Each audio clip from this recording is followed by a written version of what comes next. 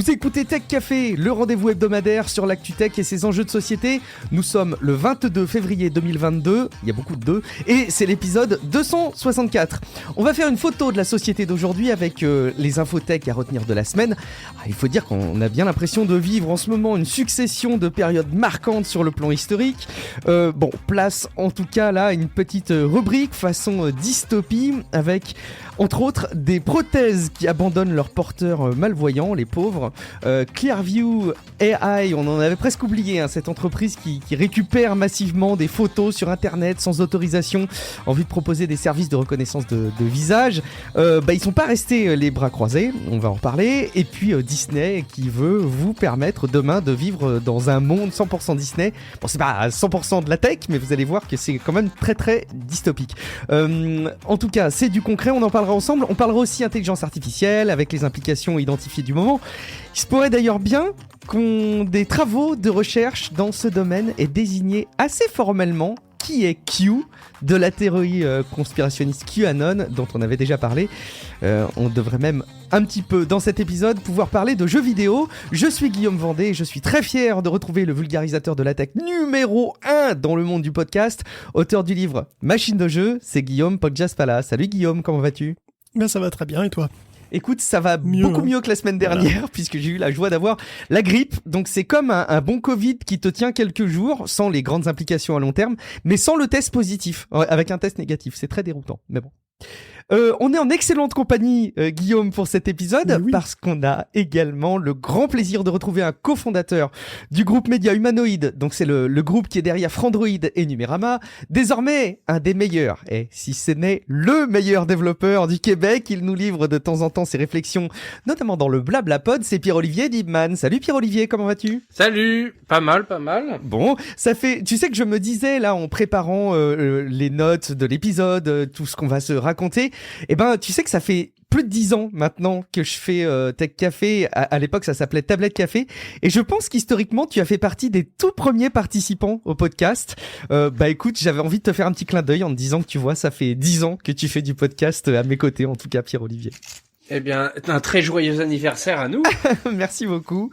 Et puis, écoute, je pense qu'on va voir si on n'a pas perdu la main au bout de ces 10 ans, si on n'est pas trop devenus des vieux cons.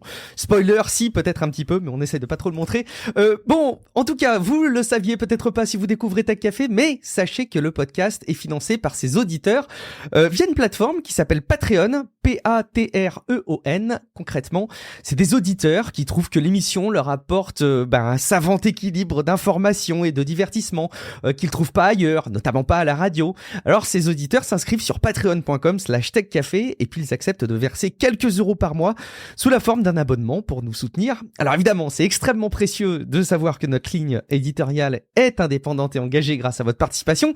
Et si vous partagez cet avis et que vous ne nous soutenez pas encore, rendez-vous sur patreon.com/techcafé et puis abonnez-vous, vous profiterez notamment du podcast en accès complet sans la pub avec le chapitrage des émissions. Et puis d'ailleurs, vous ne le savez peut-être pas, mais on aime bien le rappeler. Sachez que parmi nos soutiens financiers, il y a monsieur Luc Julia, qu'on présente souvent comme étant un des co-créateurs de Siri, spécialiste des objets connectés et de l'intelligence artificielle, qui n'a pas sa langue dans sa poche sur ces sujets qu'on peut être amené à aborder. On avait eu le plaisir de le recevoir dans un épisode il y a maintenant plus d'1 an, et on est évidemment très très fiers d'avoir son soutien. On le salue. Vous pouvez en tout cas faire comme lui et nous soutenir. La meilleure manière, c'est donc sur patreon.com/techcafé. Et puis, tiens, avant de commencer l'épisode, sachez qu'on a reçu un avis à 5 étoiles sur Apple Podcast. Je l'ai trouvé remarquable, mais je le citerai à la fin de cet épisode pour ne pas rallonger cette intro.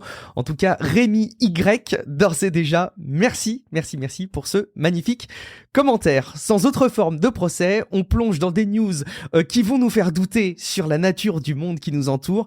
Est-ce qu'on est dans le bon vieux 2000, 2020 tel qu'on avait l'habitude de les connaître, ou est-ce qu'on n'a pas basculé à l'insu de notre plein gré dans un monde complètement cyberpunk?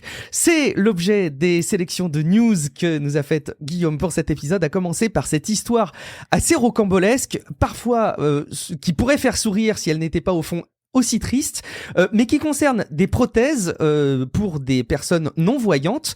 Il s'agissait donc d'yeux bioniques proposés par une société, donc une belle avancée sur le plan technologique et médical, mais malheureusement, ça sent un petit peu le sapin en ce moment, Guillaume. Ouais, une dystopie du pauvre, hein, peut-être un peu aussi, la dystopie du clodo, je sais pas, parce que bon, avoir un appareil obsolète, c'est lourd déjà, hein, je le sais bien, ça fait des semaines que j'essaie de réparer une télé à écran plasma et j'ai pas le cœur de la foutre à la benne. Donc t'imagines T'as pas si réussi du coup. yeux. C'était la lime, c'est ça? Bon. Non, ouais, c'était une des cartes d'Alim. Mais bref, bon, là, je parle pas, voilà, là, si tes yeux étaient devenus obsolètes, évidemment, ce serait encore pas pareil. Bon, je parle pas d'une partie de Deus Ex, là, hein, je parle de la très mauvaise surprise qu'ont quand même les 350 personnes qui bénéficient des implants Second Sight. Donc, ces personnes étaient aveugles et elles ont été candidates pour se faire implanter des yeux bioniques. Alors, attention, je sais, dit comme ça peut faire ultra futuriste et limite sexy, mais en fait, pas du tout, hein, vraiment pas. C'est pas les acteurs du livre de Boba Fett. Dans la série, il y a des personnages qui sont modifiés, augmentés. Je sais pas du tout s'ils sont modifiés comme ça, mais les Argus 1, qui datent de 98, elles avaient une résolution de 16 pixels. 16 pixels, pas 16 par 16, 16 pixels. Et les Argus 2, qui ont été en vente dès 2013, elles ont une résolution de 60 pixels. Donc ça fait pas trop rêver, parce que évidemment c'est en noir et blanc en plus. Hein. Et ils disent que les personnes qui témoignaient disent que c'est 100% mieux que ce qu'ils avaient avant, ce qui est vrai. Alors, mais... 60 pixels, c'est 100% mieux que 0 pixels, effectivement, mais ouais, en fait, le système, ça consiste à un implant qui envoie des stimulations donc sur le nerf optique, des impulsions, voilà, avec 60 électrodes. Donc le patient porte des lunettes avec une caméra qui envoie le flux à un petit boîtier qui est porté à la ceinture. C'est lui qui fait les traitements vidéo, la filtration, l'encodage, tout ça. C'est envoyé à un transmetteur qui relaie ça à un implant de 60 électrodes disposant d'un rectangle qui est sur la rétine, enfin sous la rétine même pour être plus précis. Donc malgré l'aspect matrice de points, la manière dont les signaux sont envoyés et l'extrême faiblesse de la résolution fait qu'on peut pas parler d'une restauration de la vue. En fait, c'est comme un autre sens. C'est une autre forme de perception spatiale. C'est-à-dire que les patients peuvent détecter les obstacles, percevoir les mouvements, ce genre de trucs. Et c'est pas évident à utiliser, en fait. Ça demande de s'adapter, de recalibrer le cerveau, quelque part. Et donc, certains y arrivent, mais d'autres ont du mal, d'autres souffrent de vertige, par exemple. Bon, pour la majorité, il y a un bénéfice qui peut être variable, qui va de marginal à très important. Bon, mais même c'est vrai que si c'est très loin d'une vision, même d'une vision très myope, c'est quand même un plus pour beaucoup de gens. Et ça a aussi un coût non négligeable, parce qu'il faut quand même 4 heures d'intervention chirurgicale, il y a des complications possibles. C'est très compliqué à enlever, ça coûte une blinde, entre le matos, l'hôpital et le suivi, c'est presque 500 000 $ par patient. Et pourtant, c'est pas rentable. Parce que Second Sight a viré la plupart de son personnel en 2020, et il a presque tout liquidé. Donc il a fusionné là avec NPM, c'est donc une boîte qui s'appelle Nano Precision Medical. Et puis depuis, c'est la zone. Voilà, il y a plus de support, plus de mise à jour logicielle et surtout, il y a plus de pièces de remplacement. Donc il y a un gars, par exemple, il avait cassé son boîtier, il l'a fait tomber par terre. Donc il a dû chercher une occasion sur Internet et miraculeusement, il en a trouvé une en plus. Un autre gars qui l'utilisait plus. Donc il a eu de la chance, mais c'est en fait, 350 personnes se retrouvent avec la Betamax des yeux bioniques implantée dans la tête. Une technologie abandonnée. Donc si ça casse, c'est fini. Ils auront un morceau de plastique inutile dans l'œil et puis il faudra prier pour pas que ça s'infecte. D'ailleurs, le système Argus, il était déjà sur la sellette en fait, même avant la liquidation, puisque Second Sight voyait bien que la rentabilité était très difficile, parce que le marché auquel il s'adressait était vraiment assez faible, et c'est un implant rétinien, il faut absolument que le nerf optique fonctionne bien, tu vois. Donc pour ratisser plus large, il voulait passer à un implant cortical, c'était le projet Orion. Truc cortical, un petit peu comme le machin d'Elon Musk, hein, donc au lieu d'exciter le nerf optique, tu excites la zone cérébrale de la vue. Le transmetteur est donc à l'arrière du crâne et il est relié par un câble à la matrice d'électrode qui est lui dans le cerveau. Donc c'est plus invasif évidemment qu'Argus. Il y a 6 patients qui sont quand même déjà implantés avec Orion. Il y a un essai clinique de 5 ans qui est en cours. Et donc est-ce qu'ils vont avoir dans la tronche un truc qui est déjà obsolète ? Pour le moment, on ne sait pas, et c'est la débrouille. Voilà, les médecins, donc il y a des médecins et des patients qui envisagent de prendre un petit peu les choses en main pour améliorer autant que possible les logiciels, réparer certaines parties, voilà, comme quand un vieux jeu vidéo, comme quand un MMO tombe comme ça et qu'il y a des passionnés qui essaient de le remettre en route. Voilà, c'est quand même très précaire. Bon, tu me diras, une boîte qui innove et qui fait faillite et qui laisse les utilisateurs sur le carreau, c'est pas nouveau. Mais là, on parle évidemment de prothèses médicales, chirurgicalement implantées, donc la loi du marché est peut-être plus difficile à avaler pour ces clients-là, tu vois. Ouais. Mais bon, c'est sans doute qu'un début. Second Sight n'est pas la seule boîte à travailler sur le sujet. Et en France, on a Pixium, qui développe un truc qui ressemble beaucoup à Argus, avec 378 électrodes. Franchement, c'est super que ce genre de prothèse se développe. Hein. Après, c'est sûr qu'il y a quand même besoin de suivi. C'est pas le même qu'avec un téléphone, quoi. Donc peut-être qu'il y aura un indice de réparabilité des prothèses en 2027, on ne sait pas. Hein. 2027, c'est l'année où se passe Deus Ex et Human Revolution. Alors, ça se rapproche à grands pas. Hein. C'est vrai qu'on pose pas, on se pose pas la question. Je pense quand il y a ce type d'implication, de branchement d'appareils dans le corps humain, on ne voit que la nouveauté, la plus-value et effectivement, qu'est-ce qui peut se passer à long terme? Ça, c'est une vraie question. Bah, on commence en tout cas, à percevoir le fait que si on se pose pas la question, il peut y avoir des gros problèmes parce que j'imagine même que d'un point de vue, alors bon, déjà fonctionnellement parlant, que ça marche plus, c'est diablement embêtant, mais même d'un point de vue sanitaire, c'est pas neutre et je pense qu'à retirer, comme c'est plutôt invasif comme appareil, ça doit pas être si simple. Donc même d'un point de vue sanitaire, en plus ton appareil fonctionne plus, ça doit être extrêmement déroutant. T'avais suivi Pierre-Olivier, tu connais ce Second Sight, toi? Moi j'avoue que ça me parlait vaguement, mais j'avais pas bien en tête le fait qu'il proposait ce type de techno. Ouais, j'avais suivi. Après voilà, moi ce qui m'a beaucoup gêné, c'est surtout dans la couverture médiatique de l'info, parce que là voilà, on voit bien que ce sont pas des devices qui ont arrêté de fonctionner, ce sont des devices qui ont arrêté d'être supportés. Donc c'est vrai que pour le gars qui a fait tomber son boîtier, il a eu un coup de chance incroyable d'en trouver un de seconde main, hein, puisque comme Guillaume disait, 350 patients, comment dire, ça fait pas beaucoup de monde. Mais voilà, on reste quand même avec. Alors je vais pas m'avancer et dire 349 personnes qui ont un boîtier qui fonctionne. C'est probablement pas ce chiffre-là, mais voilà, il y a quand même plusieurs centaines de personnes qui ont un boîtier qui fonctionne, qui les aide plus ou moins dans la vie. Le plus et le moins dépend de leur vie et aussi de l'état neurologique dans lequel ils sont, donc des choses qui sont indépendantes de l'entreprise. Mais voilà, en soi, moi ça me choque pas particulièrement. C'est sûr que comme ça touche à un nerf, c'est un peu plus compliqué qu'un pacemaker qui s'arrête, on fait juste le changer. On en met un autre. Bon là voilà, il y a des connexions neurales, donc c'est probablement un peu plus touchy, c'est sûr.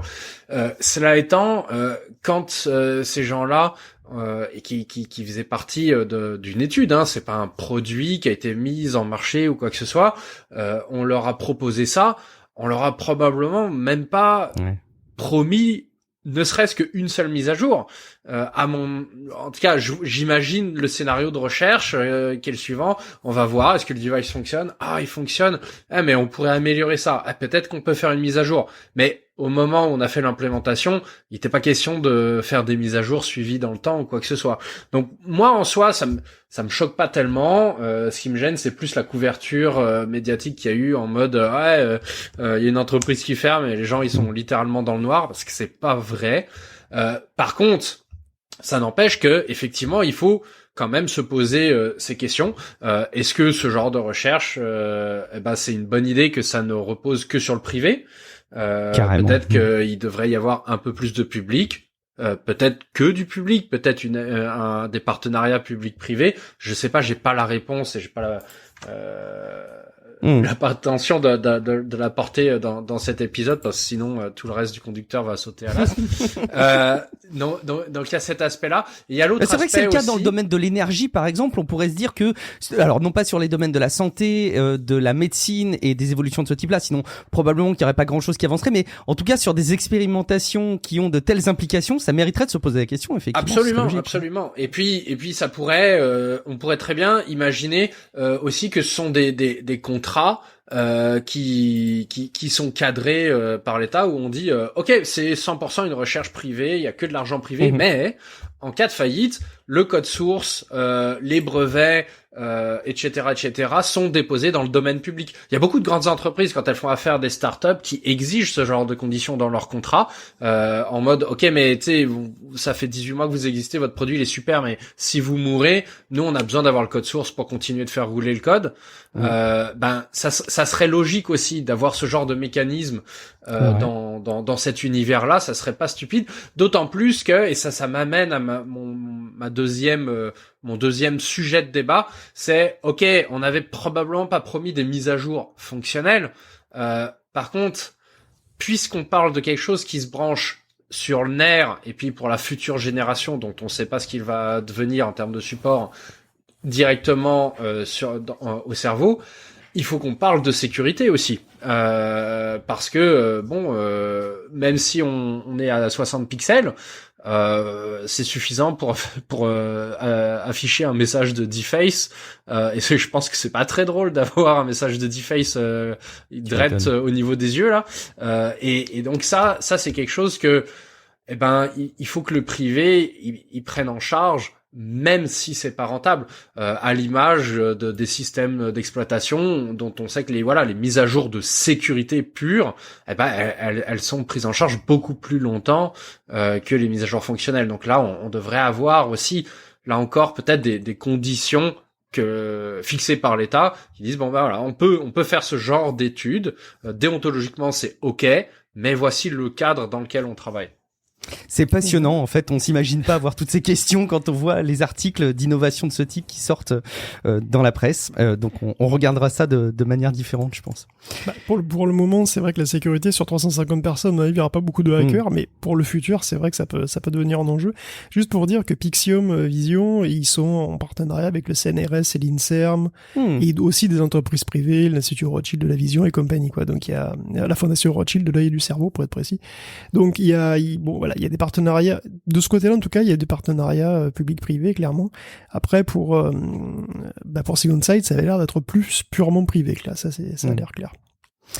Alors, ce qui est clair, c'est Clearview. Non, je suis pas sûr que c'était un enchaînement qui était très très bon. Comme je le disais en intro, on va reparler de Clearview. En fait, j'étais étonné de me dire, tiens, oui, ça fait un petit moment qu'on n'a pas entendu parler de cette société. Je vous l'ai représenté en quelques mots en intro. Et eux, ils cherchent de l'intro, Guillaume. Ils cherchent non pas de l'intro, ils cherchent de l'argent. Ils cherchent de l'argent, Guillaume. Comme tout le monde.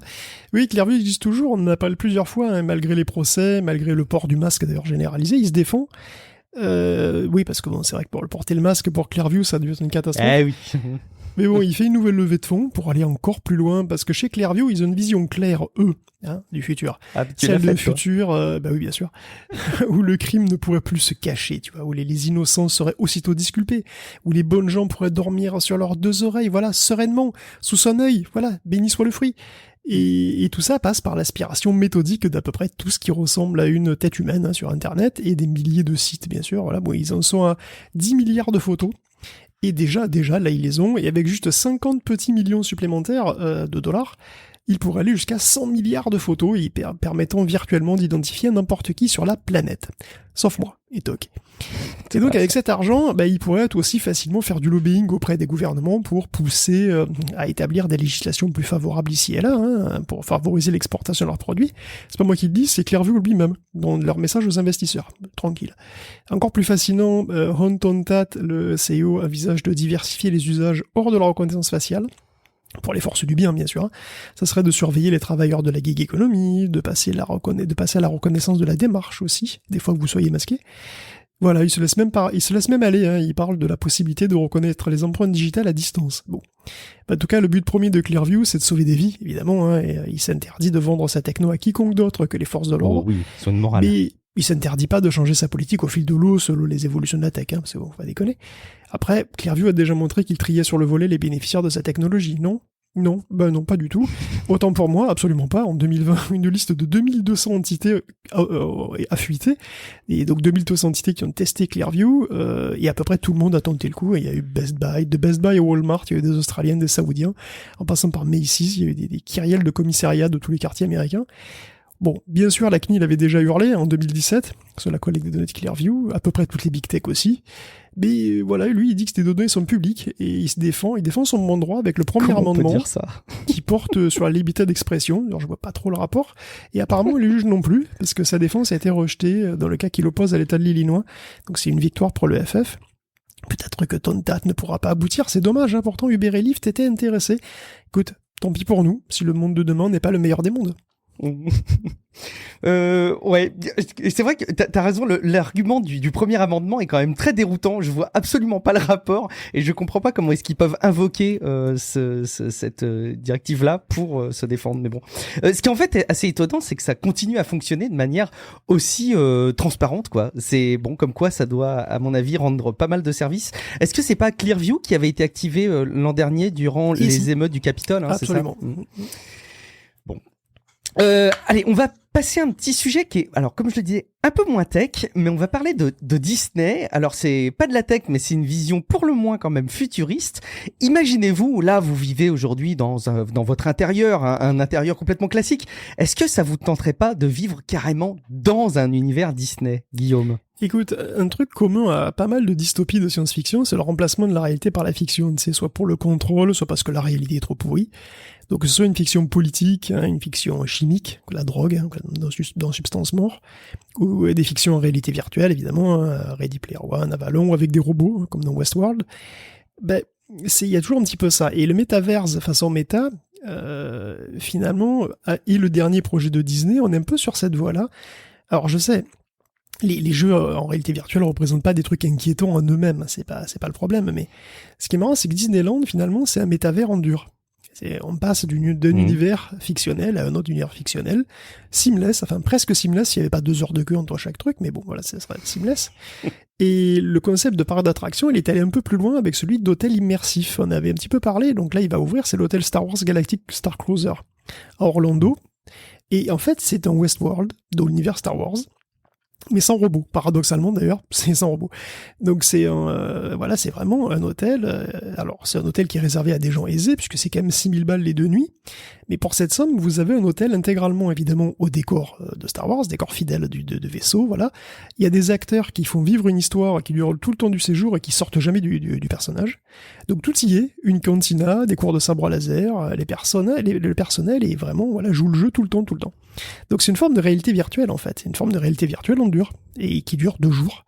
Ça commence en mars 2022 si ça vous intéresse, mais sachez que c'est déjà complet. Donc voilà, apparemment le prix du billet n'a pas été assez dissuasif. Et tout ça c'est cool, ça va peut-être un peu loin, mais bon finalement ça a l'air quand même marrant, tu vois. Puis au moins c'est circonscrit, vous pouvez sortir de l'hôtel, ça roule. Sauf que c'est encore qu'un début, si l'on en croit Hélène Pack, la chef du département Park Experience et produit chez Disney. Elle parle de l'évolution du storytelling en story living. Donc on raconte plus une histoire, on la fait vivre. Donc l'hôtel Galactic machin, finalement c'est totalement là-dedans. Sauf que le story living by Disney, ça concerne des résidences, des maisons où tu vis à l'année.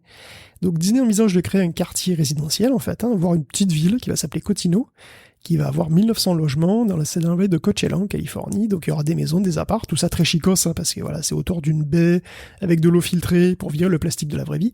Et puis il y aura des restos, des ciné, des galeries. Tout ça sera vraiment très très chic. Ce sera pour les gens bien aisés, bien entendu. Déjà l'hôtel, voyez le gamme de prix. Et tout ça, c'est pas nouveau, pas vraiment, tu vois, en soi, c'est pas super nouveau. Sauf que l'appellation story living et le commentaire de Joe D'Amaro, qui est le chef des parcs d'attraction, laisse imaginer que ça pourrait aller plus loin. Il dit « Chaque élément de ces communautés sera imprégné d'une histoire. Et les gens participeront, les résidents participeront activement à ces histoires. » Qu'est-ce que ça veut dire ? Est-ce que c'est juste du marketing pour encore un autre ghetto de riches ? Ou bien est-ce qu'il y aura vraiment des acteurs, des scénarios avec des arcs différents selon les saisons, mais les vraies saisons du coup. Tu vois, est-ce que les gens seront gentils avec moi et m'écouteront, me conseilleront parce que j'ai payé très très cher mon loyer ? Est-ce que si je vole une personne, Aladdin viendra me donner une coup de main ? Ou est-ce que Thor viendra me foutre une rouste ? Tu vois, est-ce qu'Elsa vendra des glaces en été ? Est-ce que Jabba organisera un trafic de crack ? Est-ce que le futur de la réalité, c'est la fiction ? Est-ce que notre vrai futur cyberpunk, c'est les intérimaires déguisés en Mickey ? Je sais pas, il y a trop d'annonces il y a trop de questions sur cette annonce Disney, je trouve. Ça me perturbe. Moi, je suis plus enthousiasmé par la crédibilité de cette news que par la crédibilité d'un quelconque métavers, mais peut-être que vous serez pas du même avis. Pierre Olivier, est-ce que ça t'enthousiasmerait ces opportunités ? Parce que si on met d'ailleurs de côté le prix, parce qu'en fait, on est tous d'accord que si ça marche, ça va être un truc qui au début va être très très cher, qui va être réservé à des personnes aisées, ce sera des cadeaux d'exception. Mais après, si on voit que ça fonctionne et que c'est une mécanique qui tourne, peut-être que c'est un truc qui peut devenir un petit peu plus accessible. Est-ce que ça t'enthousiasmerait, toi, cette vision de l'avenir, Pierre Olivier ? Je suis pas sûr que ce soit pour moi. Je trouve ça très cool de passer peut-être une longue fin de semaine ou des vacances dans ce genre d'environnement. M'engager un peu plus là-dedans, je pense pas que c'est pour moi, ou du moins, alors dans ce cas-là, il faudrait que je dise ben voilà, c'est ma fantaisie de ma vie et tu sais, je travaille pas ou quoi, ou enfin, mais ça serait super difficile je trouve tu sais, tu rentres chez toi, t'es dans l'univers de, je sais pas, Star Wars, le Roi Lion, quand tu casses une assiette, tout le monde s'arrête, fait une chorégraphie en chantant, et puis le lendemain matin à 8h du mat, faut que t'ailles au bureau en costard, enfin, tu vois, il y a un truc qui est un peu particulier. Cela dit, de toute façon, je suis pas sûr que économiquement ça puisse vraiment résister bien longtemps. D'abord, c'est pas tout à fait la première fois que Disney a des projets comme ça. Ils avaient déjà une espèce de banlieue, je sais pas où, aux États-Unis, en mode Disney. Alors c'était pas un peu moins travaillé, et puis finalement de toute façon c'était un flop. C'était pas un univers en particulier, c'était tous les univers Disney. Il y a plein de raisons hein, pour lequel c'était pas si ouf. Mais moi je compare ça au gros espace de jeux de rôle grandeur nature. Ouais, c'est exactement ce que je pensais aussi. Ouais, ça fait plus penser à des grandeurs nature. Ça m'étonne pas, Guillaume. Mais donc tu vois, je pense au Duché de Bicoline, qui est un espace à Saint-Mathieu-du-Parc au Québec, où voilà, il y a des événements tous les mois, mais de toute façon, ça vit quasiment à l'année. Tu peux y aller, tu peux aller boire un coup à la taverne le soir, en autant que tu respectes le jeu, quoi. C'est-à-dire que bon, t'es habillé médiéval fantasy, tu parles pas en verlan. Bon, c'est pas très populaire le verlan au Québec, mais voilà, tu vois l'idée. Il faut rentrer dans le rôle. Et évidemment, c'est sûr que c'est compliqué parce que ça parle nécessairement à une population qui est une niche en termes de marketing, parce que justement il faut tenir un rôle, et que si tu le tiens pas, tu deviens vite un élément qui emmerde les autres joueurs, alors que dans une structure commerciale comme le projet de Disney, comme c'est le cas pour le projet de Disney, et ben tu vas avoir des acteurs, des machins, etc., qui vont faire en sorte que même si t'es pas à 100% complètement dans le truc, on va te porter en fait, et tu seras peut-être donc moins quelqu'un qui tue le jeu pour les autres. Mais tu vois, dans les trucs de grandeur nature aussi grands que celui de Saint-Mathieu-du-Parc, là, que Bicoline, ce problème-là d'accessibilité pour les débutants, finalement, parce que c'est ça que c'est, on pourrait le régler en embauchant des acteurs, des comédiens, etc., etc. Mais ça coûte du pognon. Et on parle déjà de gens qui ont acheté un chalet qui finalement leur appartient pas, hein, parce que tout le terrain appartient au Duché de Bicoline. Puis au Québec, là, dans le Code civil, on n'est pas propriétaire de nos murs si on n'est pas propriétaire du terrain sur lequel c'est. Et donc il y a des gens, ils ont littéralement leur résidence secondaire en mode médiéval fantasy dans ce truc-là. Ils l'ont payé en entier, là, ils l'ont souvent construit eux-mêmes d'ailleurs. Puis techniquement, ça leur appartient pas. C'est déjà beaucoup d'argent, et ça coûte très cher. Et pour autant, ça coûte quand même pas assez cher. Et là, si on revient à Disney, ça va être pareil. Ça va être des gens qui vont acheter leur pavillon de banlieue, qui vont payer leurs taxes de copropriété, parce que ça reste quand même, ça va être une des fameuses gated communities, là, comme on dit aux États-Unis. Donc, il va y avoir une copropriété pour les infrastructures communes. Et là-dessus va se rajouter les frais pour les comédiens, les machins, etc. Moi, je vois pas comment, c'est sûr qu'il y a des gens qui ont l'argent pour ça. On s'entend, mais est-ce que ça a vraiment la possibilité d'être quelque chose d'accessible pour la classe moyenne? Honnêtement, il faudrait vraiment être super passionné. Puis si t'es super passionné, dans ce cas-là, t'es mieux de rejoindre des communautés comme celle de Bicoline et autres, qui font pas forcément ça pour l'argent, quoi.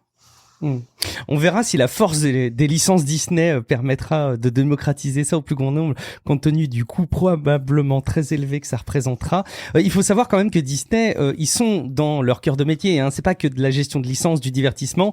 Disney, ils gèrent toute la partie Val d'Europe, là, à Chessy, en France, à côté de Paris, et ils ont une gestion immobilière qui est particulièrement conséquente. Ça fait partie de leur savoir-faire. Évidemment, c'est le cas partout à l'international, et ils sont. Et c'est pas seulement ça, hein. Il me semble que le réseau de transport en commun des parcs d'attractions Disney, c'est genre la plus grande activité de transport en commun d'Amérique du Nord. Enfin, tu vois, tu sais, c'est tout ce qu'ils font, c'est géant. Et que ça, c'est sûr, là, ils savent faire, il y a pas de problème là-dessus. Bon, écoute, je me disais quand même que c'était probablement l'innovation la moins tech dont on avait pu parler ces derniers temps dans Tech Café. Je me demande s'il n'y a pas aussi un facteur post-Covid, c'est d'ailleurs assez indiscutable dans une stratégie de déploiement de la part de Disney.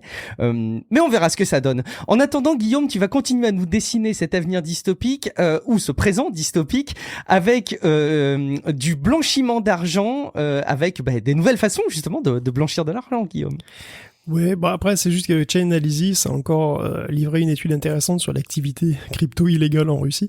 Au passage, effectivement, comme un auditeur l'a remarqué, je le prononçais mal, je prononçais Chainalysis alors que c'est Chainalysis. Merci de nous remonter ces remarques, c'est cool. Ah bah oui, tout à fait, c'est sûr. Donc Chainalysis analyse un petit peu le fait que la Russie soit devenue le 18e pays du monde en termes d'adoption des cryptos, avec des entreprises spécialisées qui sont assez connues, qui sont basées à Moscou et qui brassent un volume de fonds conséquent.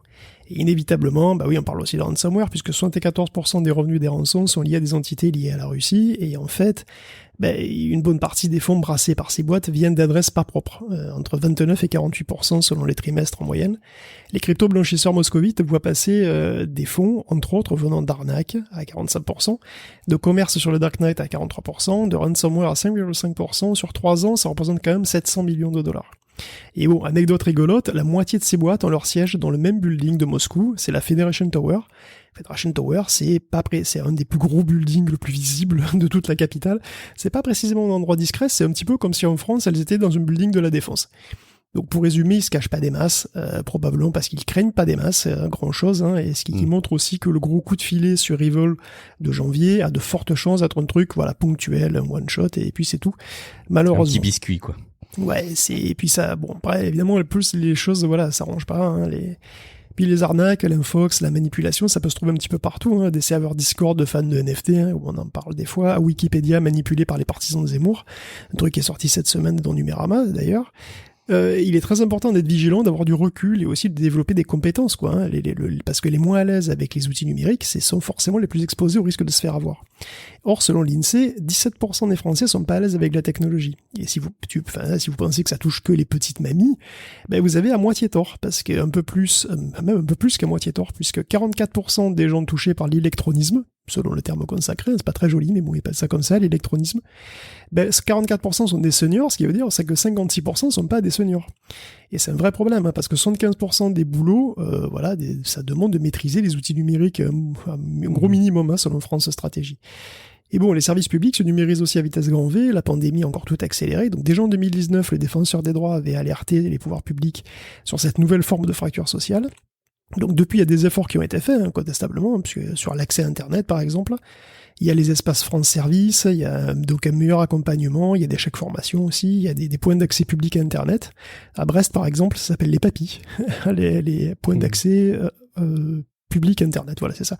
Donc à l'école, il y a l'introduction des SNT, bien entendu, qui doivent éduquer au numérique.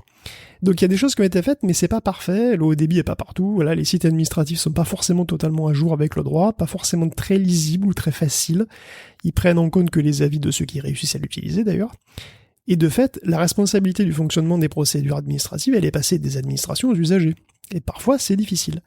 28% des gens s'estiment peu compétents pour faire une démarche en ligne.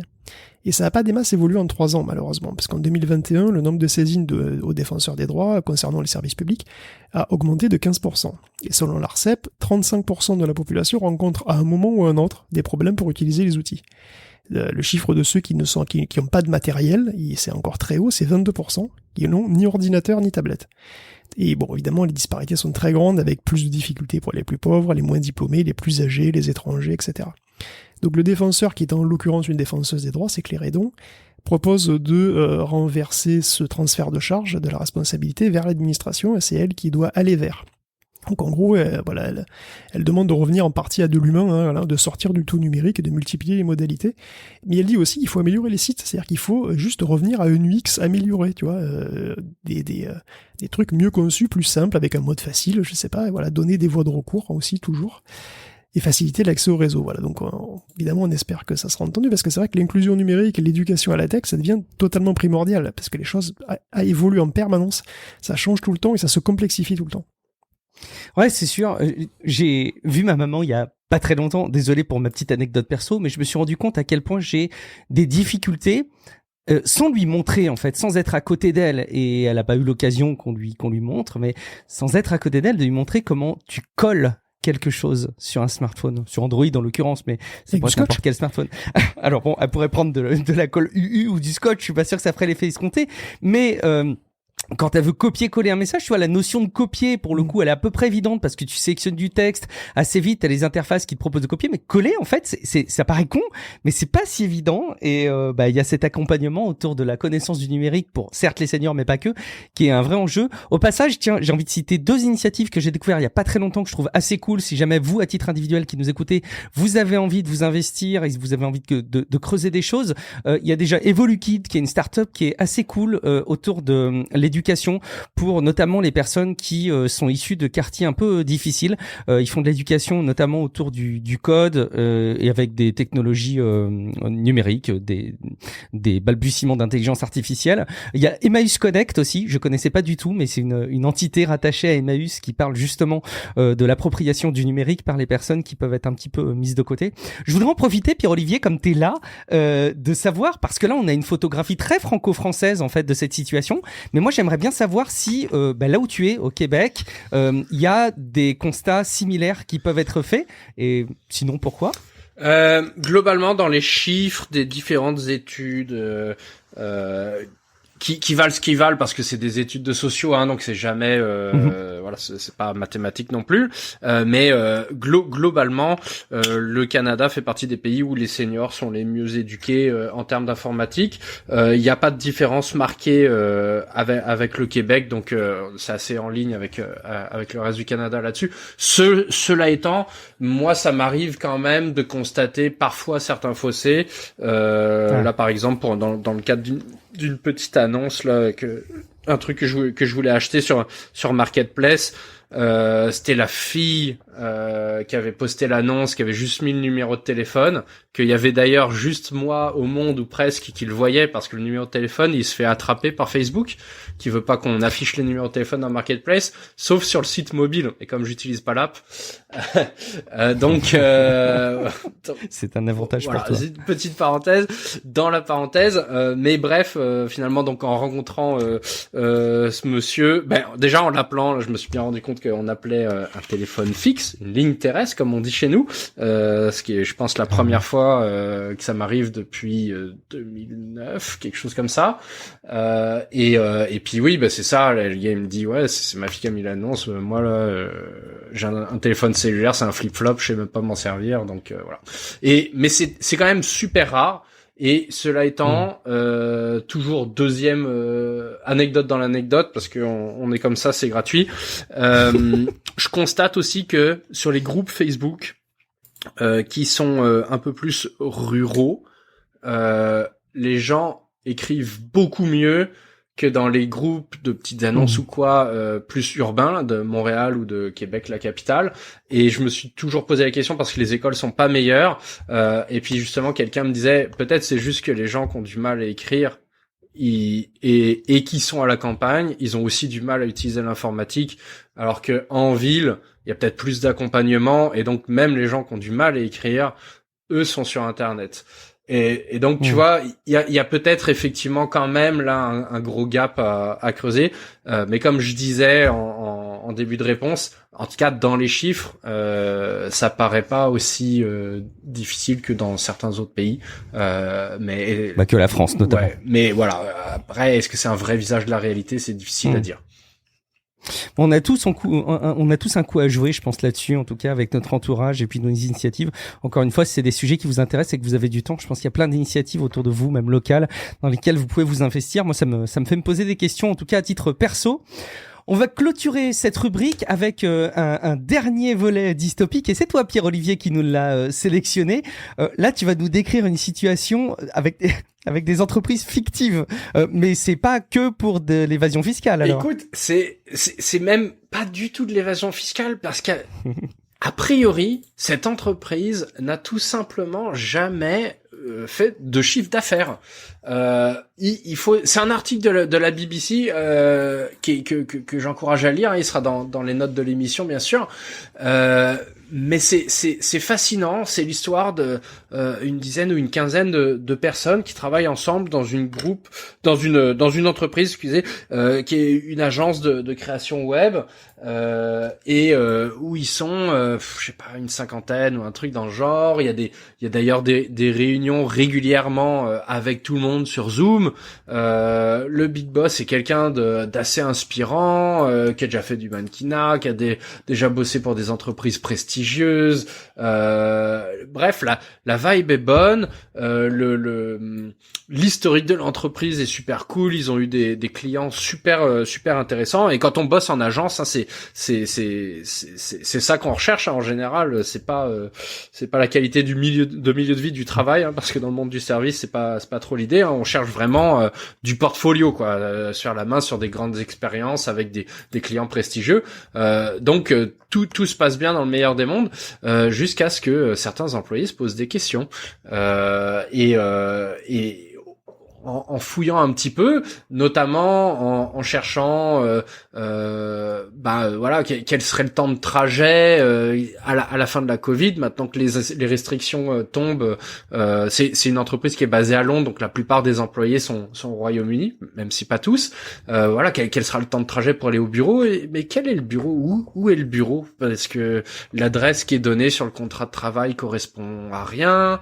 Et là on commence à se poser des questions et on s'aperçoit que certains collègues qui sont pourtant sur Zoom régulièrement, mais c'est vrai qu'ils mettent pas leur caméra, et comment les juger, c'est chez eux, machin, etc.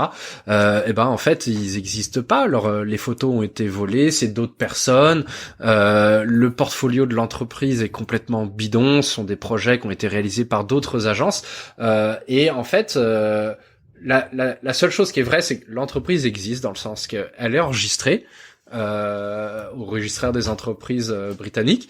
Le boss existe, mais il a évidemment pas le CV impressionnant qui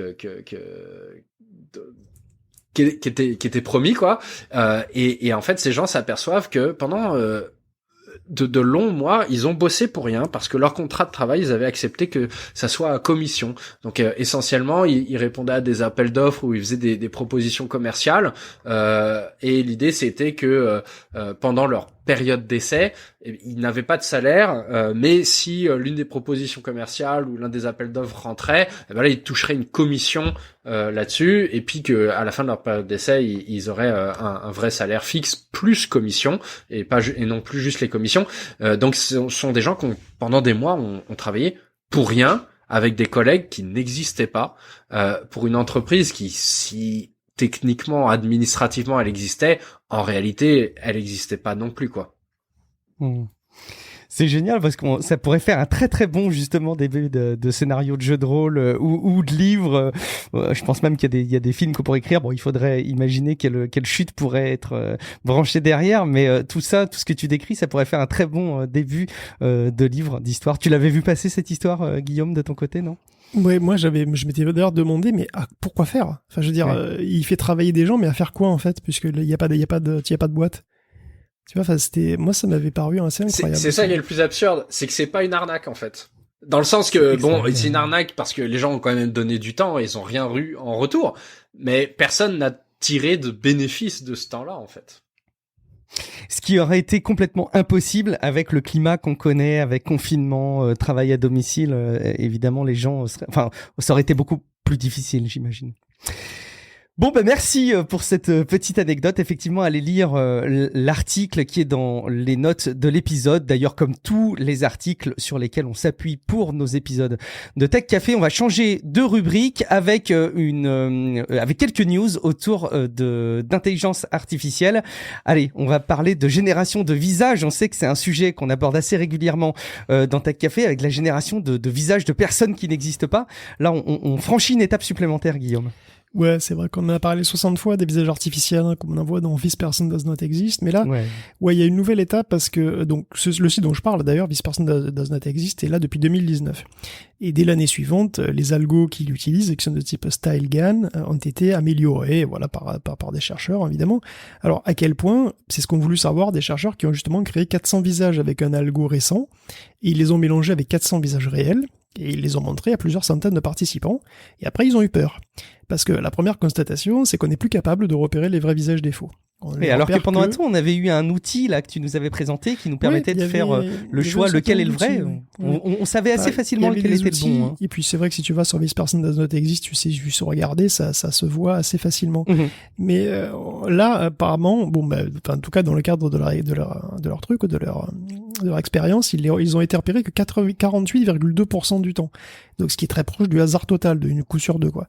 Et pire, après avoir été coaché pour repérer vraiment bien précisément les artefacts et les incohérences qui reviennent le plus fréquemment dans les faux, ça montre qu'à 59%, soit pas énormément au-dessus de 50%. Il y a pas une progression extraordinaire. Et en plus, certains faux qui sont un petit peu moins bons étaient systématiquement repérés, ce qui veut dire aussi que certains autres l'ont quasiment jamais été. Ils sont quasiment parfaits, en fait. Et pire que pire, non seulement on n'arrive pas à repérer les faux, mais en plus, ils nous inspirent plus confiance que les vrais. Le score de confiance des faux visages était en moyenne de 4,82 contre 4,48 pour les vrais gens. Donc on est foutu. On est foutu parce qu'en plus Sonantic, donc une boîte dont on a aussi déjà parlé qui fait de la synthèse vocale, elle est en train de mettre au point des voix synthétiques qui sont capables d'imiter les émotions. Donc tu sais, la synthèse vocale, tu écris du texte et puis ça crée un truc, un discours qui est tout à fait crédible, quoi, tout à fait fluide, mais qui est aussi, qui est bon pour faire des présentations Excel, mais qui est pas vraiment bon pour, si tu veux, pour les émotions. Alors que là, elles sont capables d'imiter les émotions. Tu mets des petits tags, quel type d'émotion, là tu dois être joyeux, là tu dois être moqueur, là tu dois flirter. Tu peux mettre un souffle, un petit soupir, des petits rires, etc. Ajouter une respiration. Vous pouvez essayer, c'est pas mal du tout, en fait. Donc là, il y a vraiment tous les ingrédients. Ça va être un festival pour le catfishing. Tu peux créer des visages artificiels, tu peux créer des messages vocaux artificiels. Ça va être la folie. Donc ouais, c'est assez marrant quand même. Je sais pas si vous avez vu ça, mais ça marque certainement une étape. Moi, je trouve que la voix, c'est le plus bluffant parce que d'un point de vue image, effectivement, comme tu le dis, tu peux, soit de base, parce qu'il y a des défauts, soit en étant éduqué, tu peux arriver à trouver des manières de l'identifier. Honnêtement, la voix, je trouve que c'est ce qu'il y a de plus convaincant dans l'article là, de The Verge. Il y a notamment pas mal d'extraits qui montrent les variations d'intonation qui sont assez ouf, je dois dire.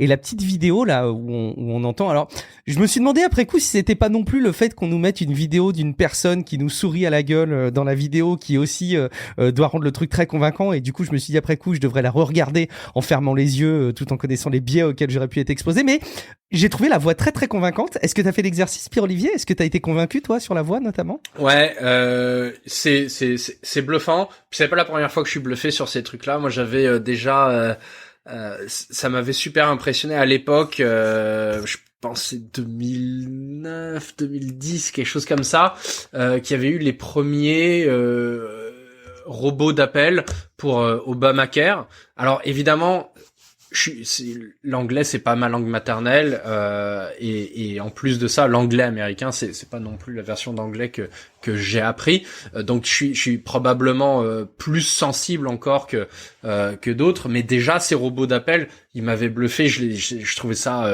extrêmement difficile de détecter que c'était des robots, à part évidemment en posant en boucle la même question et en voyant bien que le robot il revient toujours dans sa programmation pour te parler de ton assurance médicale, mais là avec la touche d'émotion qu'on vient rajouter en plus, c'est terrible parce que on pourrait imaginer que un robot justement qui revient dans ses lignes pour délivrer son message, il pourrait répéter la même phrase mais avec un ton différent.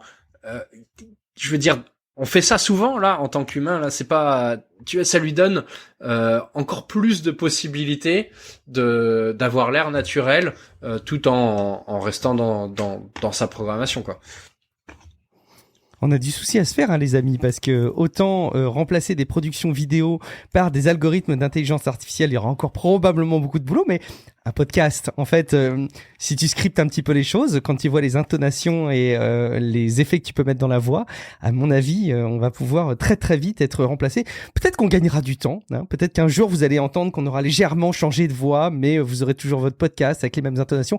Peut-être même qu'on a trouvé le meilleur algorithme qui soit aujourd'hui, et peut-être que nous ne sommes pas vraiment vraiment des humains. Allez savoir. En attendant, ces algorithmes d'intelligence artificielle n'auront pas fini de nous bluffer. Et pour achever de vous convaincre, ils ont, et ça c'est hyper intéressant, mais de deux manières différentes, mais qui arrivent avec le même résultat, réussi à désigner, Guillaume, j'en tremble encore, qui est Q. Et oui, la stylométrie, c'est quoi? C'est quand on mesure la taille des stylos? Non, pas du tout. C'est l'usage statistique pour décrire des propriétés stylistiques d'un texte. Voilà, merci Wikipédia. Voilà, bisous, on se voit plus tard. Donc, en comparant des stats, on peut voir des indices sur qui a écrit un texte donné. Et comme on est en 2022, qui dit stats dit deep learning, bien sûr, donc on prend un modèle auquel on fait lire, par exemple, des textes de cul. Non, pas des textes porno, des textes de cul. Enfin, pas de fesses, de cul. Bon. Donc, le mystérieux agent des services secrets, voilà, qui raconte n'importe quoi sur le web depuis 2017. Bon, enfin, là, il a enfin fermé son clapet depuis un petit moment, mais bon. Donc, l'IA lit tous les posts de cul et on déduit un profil statistique qu'on peut ensuite comparer à d'autres profils stylistiques, comme ceux, par exemple, de Paul Ferber et de Ron Watkins. Et il se trouve que ça marche très bien. Les deux équipes, donc il y a deux équipes, une suisse et une française, qui affirment au New York Times que ça correspond à 98 et 99% à Faber et Watkins, respectivement. D'abord, le texte de Q est écrit par Faber, puis de plus en plus, le style passe à Watkins. Et au bout de quelques mois, il n'y a plus que Watkins qui écrit. C'est un schéma qui a été confirmé par les deux équipes. Donc Watkins avait déjà été soupçonné par le passé d'être Q. Il avait nié, et il nie à nouveau, tout comme Faber d'ailleurs. Ces stats sont pas des preuves, mais ce sont des indices plutôt convaincants, disons, que Faber et Watkins sont probablement Q. Donc les experts espèrent que démasquer l'origine de tout ce Barnum va aider à tuer le mouvement. Pas sûr. C'est sans doute faux, étant donné que depuis la défaite de Trump, voilà, je pense qu'il n'y a plus que les forcenés qui demeurent, j'ai l'impression. Mais bon, moi j'ai appris un nouveau mot. Oui, effectivement. Mais moi, j'étais assez bluffé, encore une fois, quand on voit deux équipes qui, avec des méthodes, bon, certes basées sur les mêmes principes de travail, mais avec des méthodologies de travail différentes, arrivent au même résultat et avec dans des telles proportions. Je trouve ça assez remarquable. On va enchaîner avec une rubrique jeux vidéo. Guillaume, la Kotikienne continue avec les affaires autour de Bobby Kotick. Ouais, ça chauffe encore un peu plus pour Bobby, les assignations de l'État de Californie pleuvent. Alors d'abord, sur tous les cadres qui ont été chargés de régler les problèmes de harcèlement de la boîte de manière peu satisfaisante, Kotick compris, c'est un petit peu sa garde rapprochée, celle qu'il avait soutenue là quand tout le monde le poussait dehors. Donc le département de police de Los Angeles doit aussi fournir tous les documents sur Kotick et ses 18 potes, et pour napper le tout, la SEC lance ses propres assignations. Alors c'est que le tout début de la procédure, donc parce que voilà, le temps est très long dans les procès, mais en attendant, Kotick fournit quand même d'autres petits scandales comme ça, des petites perles. Donc, par exemple, il aurait donné des centaines de milliers de dollars à des candidats républicains comme Mitch McConnell, via des sociétés secrètes.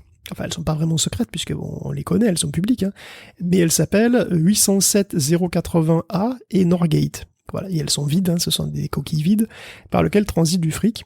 Et ce qui est marrant, c'est que publiquement, en son nom, Kotick fait des dons aux deux partis de quelques milliers de dollars, mais qu'il utilise des sociétés écrans pour en donner 600 000 aux républicains. C'est quand même un roublard, Kotick, c'est un petit rusé.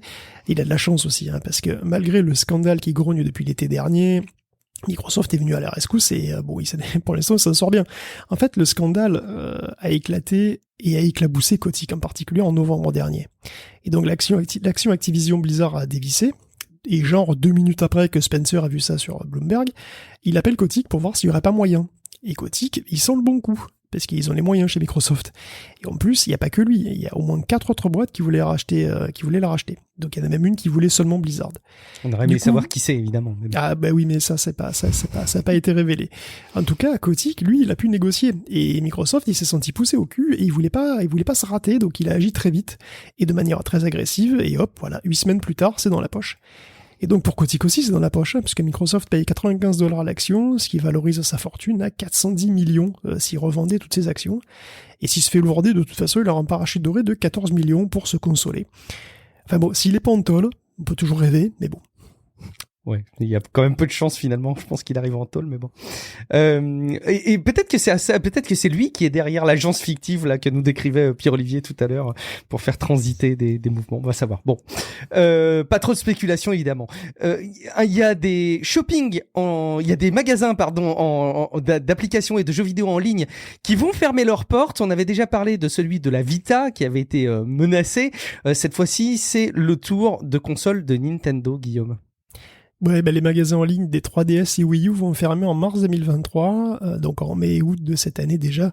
Il y a des restrictions sur ce que vous pourrez acheter, donc vous pourrez plus, donc en gros vous pourrez plus acheter, mettre des crédits, que ce soit avec votre carte et ensuite avec les cartes même Nintendo prépayées. Là, vous pourrez plus en tout cas mettre des crédits sur ces trucs-là, donc concrètement vous pourrez plus vraiment acheter.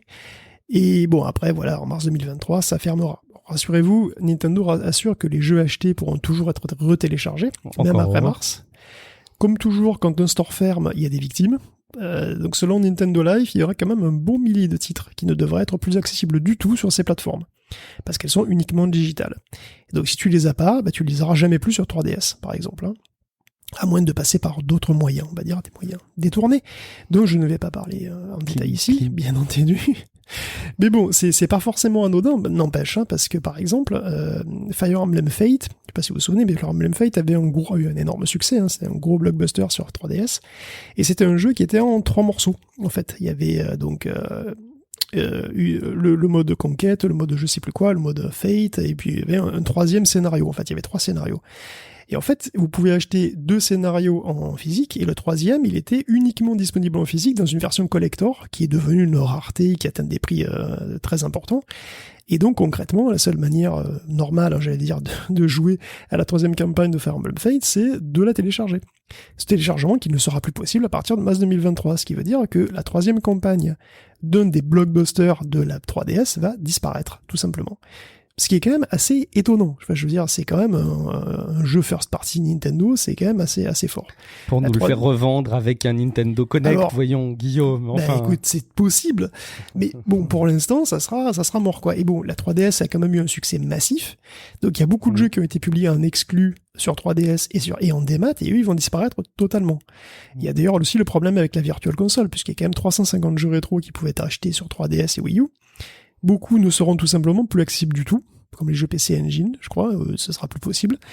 Et de toute façon, même s'ils viennent sur le Virtual Console Switch, c'est ceux qui seront éventuellement, je pense qu'évidemment il y en a qui vont arriver, mais voilà, mais ils ne pourront plus être achetés. Parce qu'ils seront juste loués. Vous achetez pas les jeux rétro sur Switch. Vous y avez accès avec l'online, mais vous ne pouvez pas les acheter.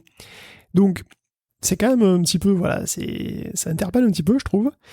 Et bon, comme d'hab, la préservation, c'est pour les pandas, quoi, tu vois. Je veux dire, c'est pas du tout un enjeu. Bon, et après, il s'étonne de la réaction des gens. C'est presque un appel au piratage, à la limite. Moi, je vois ça comme ça.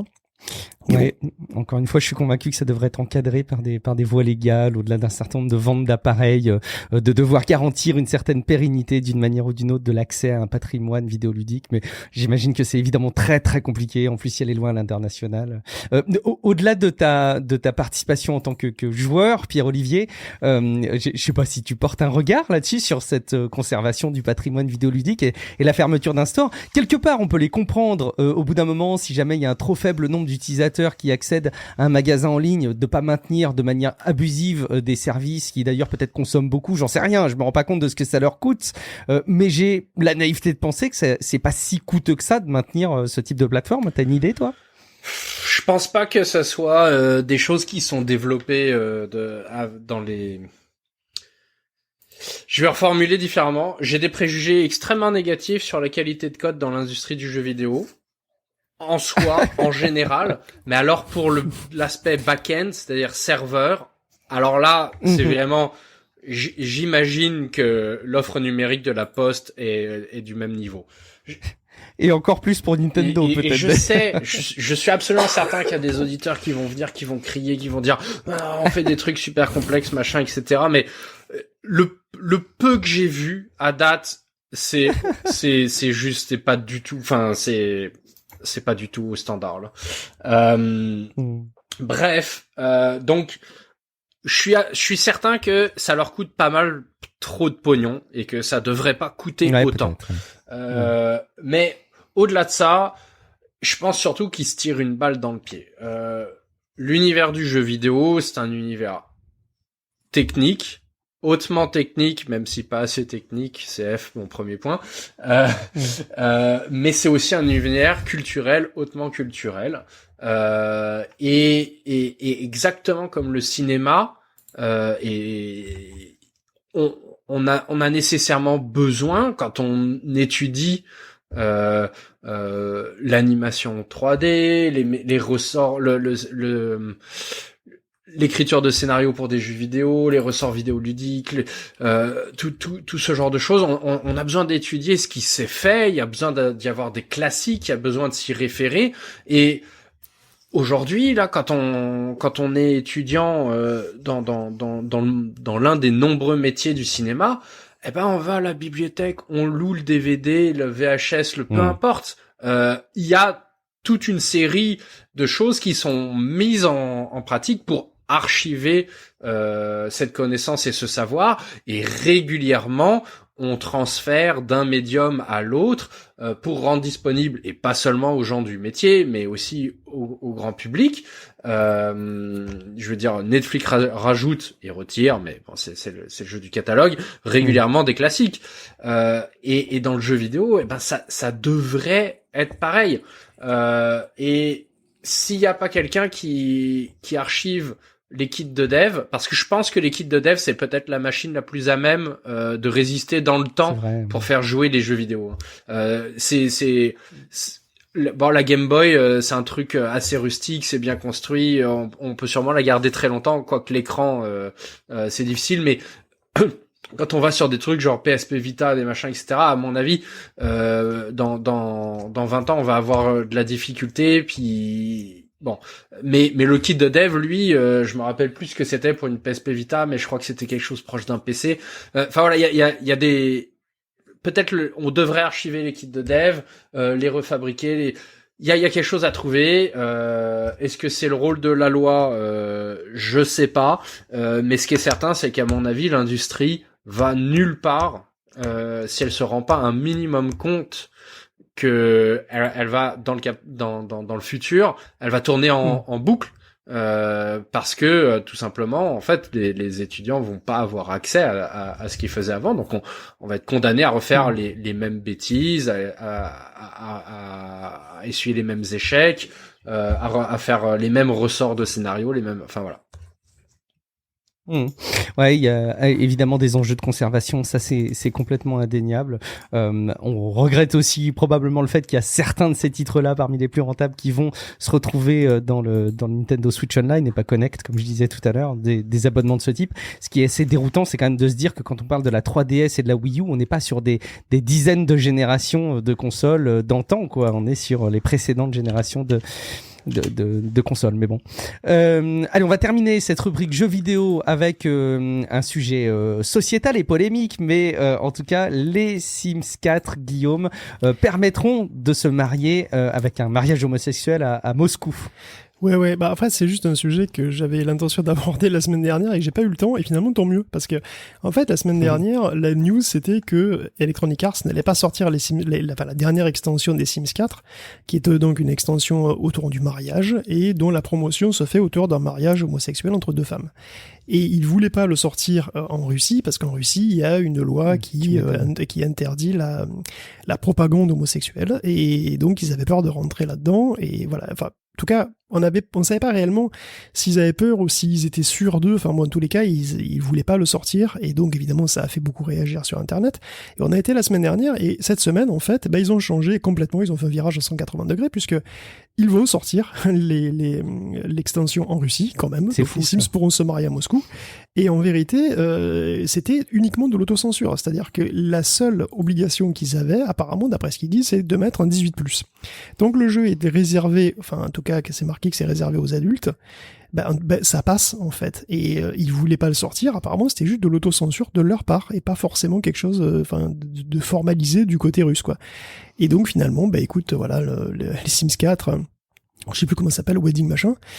My Wedding Stories. My Wedding Stories, exactement, va sortir quand même en Russie, ce qui est plutôt une bonne nouvelle, même si, bon, évidemment, de toute façon, ça fait, voilà, enfin, les Sims 4 et les choses qu'ils mettent dans le jeu, bon, voilà, ça a été plein de trucs, ça a été des hommes qui peuvent tomber enceintes, ça avait été des hommes qui peuvent se travestir, enfin, il y a eu plein de trucs, si tu veux, comme ça, qui ont été permis dans les Sims 4, qui ont été mal pris un petit peu partout autour du monde, donc finalement, c'était pas non plus très, très, très, très étonnant à l'époque, mais voilà, finalement, ça va sortir, écoute, tant mieux.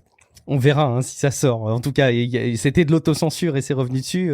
Je serais finalement pas étonné que dans quelques temps, on nous dise que finalement, si ça a été bien banni en bonne et due forme, comme ils le craignaient peut-être eux-mêmes initialement.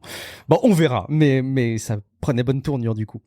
On a fait le tour de toutes ces news. Je sais pas s'il y avait quelque chose que tu voulais rajouter. Oh, mais Pierre-Olivier, j'ai ma question rituelle. Enfin, on parle de jeux vidéo. Est-ce que tu passes encore un petit peu de temps sur Stadia ou est-ce que tu as arrêté d'utiliser Stadia, Pierre-Olivier? Peut-être, je sais pas là, une demi-heure par mois, quelque chose comme ça. Et c'est toujours le même constat, c'est que si je l'avais pas, si j'étais pas sur une solution de streaming, cette demi-heure, elle serait passée à télécharger les mises à jour. Et encore une fois, je fais pas particulièrement la promotion de Stadia, j'ai pas essayé les autres solutions et peut-être même que elle m'irait encore mieux. Moi, ce qui m'importe, c'est le streaming de jeux vidéo en général. Eh ben écoute, rendez-vous pour une prochaine participation. Je te poserai pas la question si tu reviens très prochainement à nos côtés. On serait évidemment ravis de te revoir, Pierre-Olivier. Chose promise, chose due, je devais citer un avis Apple Podcast. Donc c'est Rémi Y. Tenez-vous bien, accrochez-vous. Vous êtes assis, vous avez votre ceinture, écoutez bien. Clair, précis et pertinent. J'ai récemment eu le plaisir et la chance de découvrir cet excellent podcast traitant de l'actualité tech. Tech Café se différencie de ses concurrents de par une indépendance éditoriale, des thèmes abordés en profondeur, mais surtout grâce à ses chroniqueurs qui maîtrisent totalement les sujets traités. Le format est parfait, un temps long sans interruption permettant d'aborder une multitude de thématiques dans toute leur technicité. Les sujets d'actualité et les tendances de fond y sont abordés avec clarté, précision et beaucoup de pertinence. La fréquence de sortie des nouveaux épisodes est idéale, ni trop espacée, ni trop courte. La préparation et la qualité du podcast y est professionnelle. Merci Tech Café dans un monde en constant bouleversement. C'est avec un énorme plaisir que j'enrichis à votre écoute mes connaissances tech. Je recommande très fortement à tous ceux qui s'intéressent à l'actualité technologique de notre monde de rejoindre la communauté grandissante de Tech Café. À vous lecteurs de cette revue, faites de même, vous n'en serez pas déçus. Rémi, écoute Rémi, je pense qu'on peut te discerner officiellement la palme du commentaire le plus élogieux et peut-être même du mieux écrit. Donc on vous met au défi, faites mieux que Rémi. Merci en tout cas évidemment beaucoup pour vos retours. Il est grand temps de rappeler à nos auditeurs ou de les informer où on peut vous retrouver et me retrouver sur internet. Pierre-Olivier, où est-ce qu'on peut te retrouver? C'est vrai qu'en ce moment on peut pas trop me retrouver. Dans Tech Café exactement. De temps en temps. Et on en est ravis. Merci beaucoup Pierre-Olivier. Guillaume, je suis tombé sur une information qui m'a fait ouvrir les yeux. Je cite le titre de l'article de Vice. Les gens qui ont zéro présence en ligne seraient plus sexy que les autres. Est-ce que tu vas déroger à cette stratégie parfaite que tu as mise en place pour être le podcasteur le plus sexy de la planète? Est-ce qu'on peut te retrouver quelque part? Moi, je pense qu'on va pouvoir me retrouver à Orlando, à l'hôtel Star Wars, déguisé en Jawa, en train de faire les poches des mecs, des gens qui viennent, des clients. Et j'ai entendu tout à l'heure soigneusement que tu attendais que Chewbacca vienne te vendre de la drogue. Compte sur lui. Je suis Guillaume Vendée. Vous me retrouvez sur Twitter, Guillaume Vendée, sur Instagram, Guillaume Vendée, sur Twitch, Guillaume Vendée, occasionnellement d'ailleurs devant des parties de Among Us et pour les enregistrements de Real Life, et puis sur guillaumevendée.fr. Merci beaucoup pour votre fidélité et vous le savez désormais, si jamais vous avez envie de nous soutenir, vous pouvez aller jeter un coup d'œil sur Patreon, patreon.com/TechCafé. Merci de votre fidélité et à un prochain épisode. Ciao à toutes et à tous. Ciao à tous.